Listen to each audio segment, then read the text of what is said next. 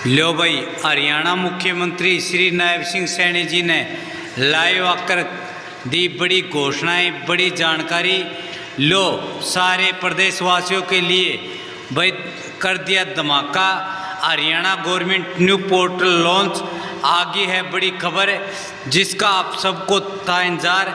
तो सारे बहन और भैया ने का कहता उताया ने मर्दवीर और लुगाया ने आपके अपने राज्य की हाथ जोड़कर राम राम। साथियों, मुख्यमंत्री जी ने लाइव आकर प्रदेशवासियों को दो सौगातें दी हैं, वो इस प्रकार से हैं, तो आप भी सुन लो। हमने अधिकारियों को भी कहा है कि जितनी योजनाएं भाइयों बनती है उन योजनाओं को धरातल पर उतारने का काम ये सरकार का है और मजबूती से उसको उतारने का काम करें। आज गुरु दक्ष प्रजापति महाराज की जन्म जयंती के अवसर के ऊपर हम एकत्र हुए हैं। गुरु ब्रह्मा जी प्रजापति महाराज ने 5 तत्वों से पृथ्वी, जल, वायु, आकाश और अग्नि 5 तत्वों से इस सृष्टि का निर्माण किया है। ब्रह्मा जी के बेटे दक्ष प्रजापति जी महाराज ने 5 तत्वों को मिलाकर के बर्तनों की कलाकारी ये की है। ये हमारे लिए बड़ा गर्व का भाइयों दिन अवसर है। मैं ये भी आज इस अवसर के ऊपर कहना चाहूंगा कि दुनिया में गुरु दक्ष प्रजापति महाराज से बड़ा कोई भी कलाकार नहीं है। हम जब इतिहास के अंदर जाते हैं, जब देखते हैं, तो ये कलाकारी दुनिया में पहली बार अगर किसी के पास आई है, ये कलाकारी ये हमारे पास आई है, हमारे समाज के पास आई है। मुझे इस बात का गर्व है। मिट्टी के बर्तन बनाने का काम करने से पहले गुरु दक्ष प्रजापति जी महाराज ने तथा मूर्तियां बनाने की कला से हमेशा देश की सभ्यता को, देश की संस्कृति को जोड़ने का अगर किसी ने काम किया है तो वो गुरु दक्ष प्रजापति जी महाराज ने वो किया है। इसके लिए हम सबको बड़ा गर्व है। मैं देखता हूं, अगर हमारे हरियाणा के अंदर ही बात करें, राखीगढ़ी और बनवाली ये 2 ऐसे स्थान हैं जहां पर हजारों वर्ष पहले भाइयों खुदाई होती है और उस खुदाई से अगर कुछ मिलता है तो भाइयों वो मिट्टी के बर्तन और जिनके ऊपर कलाकारी भाइयों अंकित है, वो बर्तन हजारों वर्ष पहले भी वो कलाकारी हमारे पास है। वो मिट्टी के बर्तन उस खुदाई से आज भी उस बात का परिणाम है, उस बात का घोतक है कि ये कलाकारी आज की नहीं है, ये परंपरागत हमारी पीढ़ियों की कलाकारी है जिसके ऊपर हमें गर्व है। मुझे ये भी बताते हुए बड़ा गर्व हो रहा है कि बर्तनों पर उस समय की हुई चित्रकारी इस बात को भी अंकित करती है कि उस समय समाज की आर्थिक दशा क्या थी, उसका भी अंदाजा उस राखीगढ़ी से 5000 वर्ष पहले भाइयों, हजारों वर्ष पहले खुदाई के अंदर जब वो बर्तन मिलते हैं तो उससे हमें पता चलता है। मुझे ये भी खुशी है कि चाक के आविष्कार से इसकी कला को बढ़ावा मिला है। ये हमारी संस्कृति में है, हमारे संस्कारों में है। आज भी अगर परिवार में शादी होती है तो हम चाक की पूजा करते हैं, ये हमारे संस्कार के अंदर है।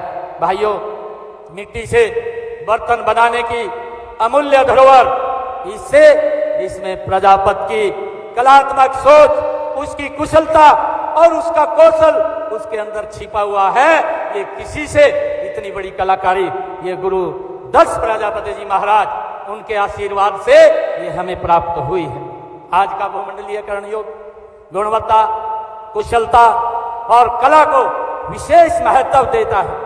विज्ञान के इस युग में मिट्टी के बर्तनों की मांग आज बहुत कम हो गई है। आज जिस प्रकार से भाइयों प्लास्टिक और शीशे के बर्तन आए हैं, उसके अंदर कहीं न कहीं इस मिट्टी के बर्तनों की मांग में कमी आई है। आज परंपरागत दक्षता को व्यावसायिक कुशलता में बदलने की जरूरत है, तभी हम प्रतिस्पर्धा के इस युग में आगे बढ़ सकते हैं। मिट्टी के बर्तन व सजावटी वस्तुएं बनाने के लिए परंपरागत तरीकों के साथ नई तकनीकों का इस्तेमाल किया जाना चाहिए। मेरा आग्रह है प्रजापति समाज के कि मिट्टी के सजावट वाले बर्तन भी बनाएं जिसकी विदेशों में बहुत मांग है और उनका निर्यात किया जा सकता है। इसके उत्थान व कल्याण के लिए अधिक योजनाएं चलाई जा रही हैं। दक्ष प्रजापति महाराज जी जो मुझे ये बताते हुए आप सबके बीच में ये बड़ा गौरव हो रहा है कि गुरु दक्ष प्रजापति महाराज जी वह हमारे पिछड़ा समाज से ही आते हैं। सरकार का प्रयास रहा है कि सभी वर्गों के लोगों को आगे बढ़े, सभी का उत्थान हो, सभी को बराबर के हक मिले। इस दिशा में सरकार ने पंडित दीनदयाल उपाध्याय के अंत्योदय के दर्शन के अनुरूप विकास के लाभ उन लोगों तक पहुंचाने के लिए कई ठोस कदम उठाए हैं जो मिट्टी के कारणों से, जो किन्हीं कारणों से पिछड़ गए थे। मुझे ये भी आप लोगों के बीच में बताते हुए बड़ा गर्व हो रहा है कि हमारी सरकार ने पिछले दिनों ये निर्णय लिया है और उसका हमने केंद्रीय नेतृत्व का भी धन्यवाद किया है, जिसकी चर्चा हमारे रणवीर गंगवा जी ने भी की है। बहुत लंबे समय से क्रीमी लेयर को लेकर के भाइयों समाज के लोग, हमारे ओबीसी समाज के लोग इस मांग को कर रहे थे कि ये व्यवस्था ये 6 लाख से बढ़ा करके 8 लाख कर देनी चाहिए। आपके बेटे को जब से जिम्मेवारी मिली है इसको 6 से करके 8 लाख करने का काम हमारी सरकार ने किया है। और भाइयों अभी मन से हमारे भाई बोल रहे थे बैकलॉग के बारे में कि आश्वासन दिया है। अरे आश्वासन नहीं दिया है, ये हक है हमारे ओबीसी समाज का, इसको पूरा करना ये मेरी सरकार का दायित्व है। हम इसको पूरा करेंगे, बैकलॉग को इसको खाली नहीं रहने देंगे।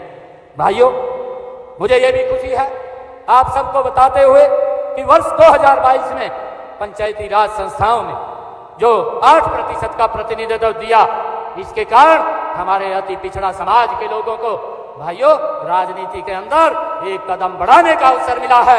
जिस अवसर को लंबे समय तक वो देख रहे थे, अवसर नहीं मिलता था और किसी न किसी कारण उनके हक को दबाया जाता था, परंतु आज इस सरकार के अंदर उनके हकों को मजबूती से आगे बढ़ाने का काम ये हमारी सरकार कर रही है।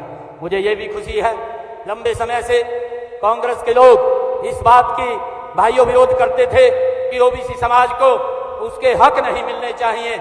लंबे समय से चाहे काका कालेलकर की रिपोर्ट हो, चाहे मंडल कमीशन की रिपोर्ट हो और चाहे अभी आदरणीय नरेंद्र मोदी जी 2018 के अंदर जब ये ओबीसी आयोग का बिल लेकर के आए, भाइयों कांग्रेस की मंशा वो स्पष्ट जाहिर होती थी। उन्होंने काका कालेलकर की रिपोर्ट का विरोध किया कि ओबीसी को हक नहीं मिलने चाहिए। उन्होंने मंडल कमीशन की रिपोर्ट का विरोध किया कि ओबीसी को हक नहीं मिलने चाहिए। उन्होंने भाइयों मोदी जी अगर बिल लेकर के आते हैं, कांग्रेस ने उसका भी विरोध किया कि उनको ये हक नहीं मिलने चाहिए। परंतु आप सबका आशीर्वाद वो नरेंद्र मोदी जी के साथ था। नरेंद्र मोदी जी उस बात को पूरा अडिग थे कि ये अधिकार मेरे ओबीसी समाज को मिलने चाहिए और उनको आईना दिखाने का काम किया कि 27% का आरक्षण अगर देने का काम किसी ने किया है तो नरेंद्र मोदी ने दिया है। और भाइयों ओबीसी आयोग का गठन करने का काम ये पहली बार ये हमारी सरकार ने किया है। भाइयों ये ओबीसी का गठन ये खाली गठन नहीं है। आज मुझे गर्व होता है बताते हुए इस ओबीसी आयोग के गठन से उसको संवैधानिक शक्तियां दी गई। आज हमारे बेटों को भाइयों सैनिक स्कूल हो, नवोदय विद्यालय हो, केंद्रीय विद्यालय हो, एमबीबीएस की सीटें हो, नीट की परीक्षा हो, मेरे ओबीसी समाज के बच्चों को आज 27% का लाभ मिल रहा है। ये लाभ देने का काम अगर किसी ने किया, ये भारत मां के लाल नरेंद्र मोदी ने किया, जिसका विरोध लगातार कांग्रेस पार्टी करती रही है। कांग्रेस ने हमेशा ओबीसी को एक वोट बैंक के रूप में इस्तेमाल किया है। आज कांग्रेस के अंदर बापू बेटा रह गए और कोई नहीं है। भाइयों